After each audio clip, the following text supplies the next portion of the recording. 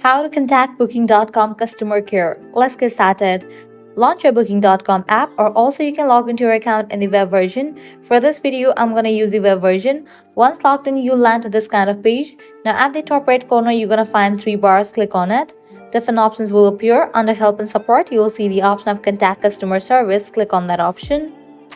Now navigate to the option get help with a booking. Now go ahead and select the category for which you need the help. I have selected attractions. Now here you can type in your message and then send it. With that, you're gonna get the reply back from the Booking.com customer service. Likewise, what you can do is head back, scroll down and click on the option of more contact options. Here you're gonna get the number as well. You can call on this number and get help as well. So that's why you can easily contact Booking.com customer care. At the end, if you guys find this video helpful, don't forget to like, share and subscribe to our channel. Thanks for watching.